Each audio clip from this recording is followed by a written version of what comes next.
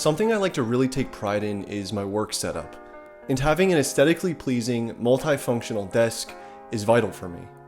I made a desk tour video not too long ago, and while I do like my setup, I wasn't crazy about the desk itself. That's why I was really excited when FlexiSpot reached out to me for a collaboration to test out their Kana bamboo standing desk. It's made from chemical-free, sustainably sourced bamboo, and can be personalized with different frame and desktop options. It comes with a controller where I can adjust the height of the desk with the press of a button, and I can set custom preset heights as well. The desk is beautiful, durable, and multifunctional. But what I think is the most worth mentioning is that FlexiSpot plants a tree for every desk purchase. So if you're a student, working from home, or just a setup enthusiast, I highly recommend checking out FlexiSpot's website, which I'm going to link in the description box down below. Thank you, FlexiSpot, and I respect your environmental consciousness.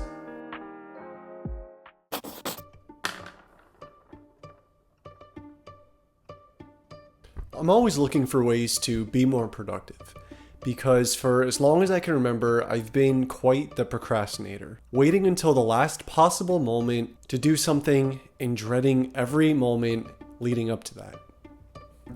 I knew that I wanted to and had to get whatever I was working on finished, but more often than not, I couldn't find the willpower to just get up and get started. Everybody is different when it comes to how they stay productive.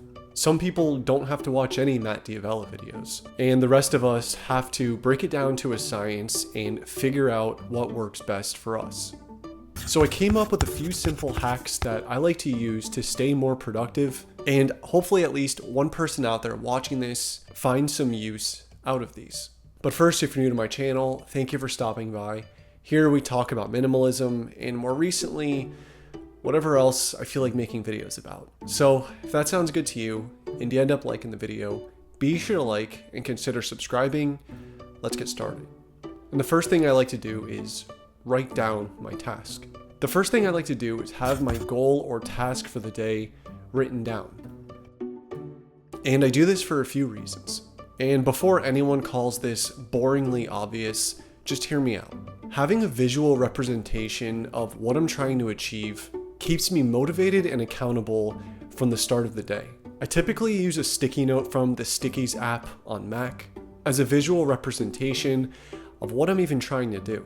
This very simple but effective habit keeps me on track when my easily distracted mind starts to wander. And like I said, I like to do this at the very beginning of whatever I'm doing because it sort of sets the tone for the day. And it's more of a practical way of keeping me on track rather than having to memorize everything I'm supposed to do. The next thing is set small checkpoints. And allow me to explain exactly what I mean by this. Before I begin anything on my to-do list, I like to set a loose time frame of whenever I'd like to be finished by. For example, if I start editing a video at 12:15, I'll tell myself that I'd like to finish by 1 o'clock. And giving myself a deadline really prompts this sense of urgency. And even if I don't finish that task in that small window of time, I'm always surprised by how much progress I've made in that time. As much as I typically hate rushing things, sometimes it's very helpful to race against myself. Doing this helps me reach and celebrate these small wins, which for me is a really important part of my process. Take frequent breaks. Setting small checkpoints helps me do the next thing on this list, which is taking frequent breaks. It seems sort of contradicting to say that taking frequent breaks helps me get things done, but let me explain how it helps me. Stepping back from whatever I'm doing for 10 to 15 minutes helps me see the bigger picture, if that makes sense.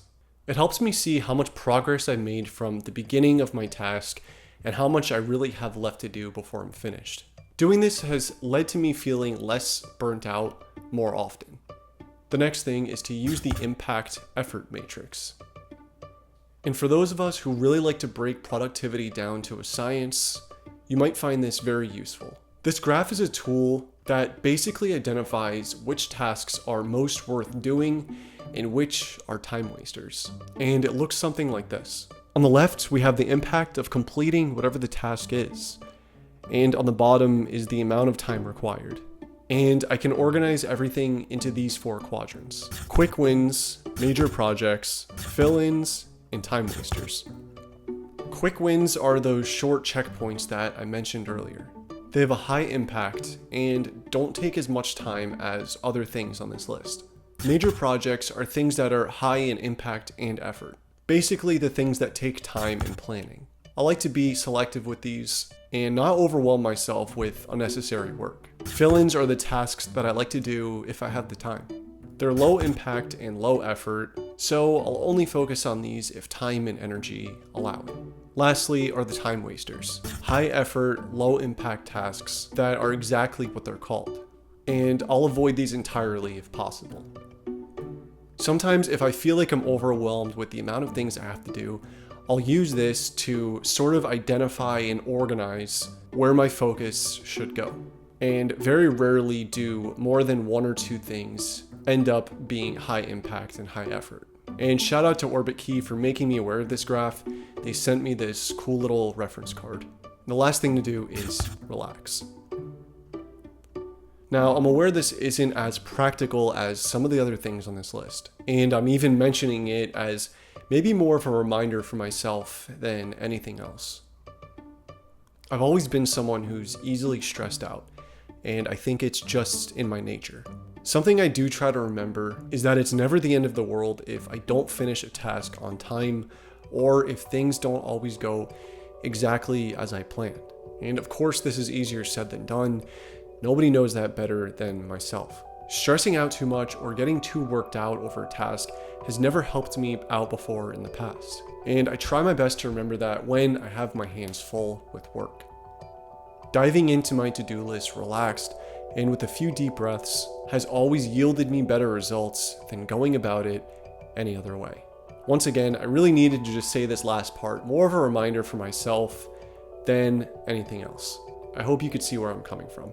Nonetheless, these were just a few simple ways that I like to stay more productive. Let me know in the comments if there's anything specific that you like to do and maybe I can learn from you. As always, I appreciate the time you spent here watching this video and I hope you got a couple things out of it. If you did like this video and you do like this type of content, be sure to like and consider subscribing to my channel, and I'll see you next time.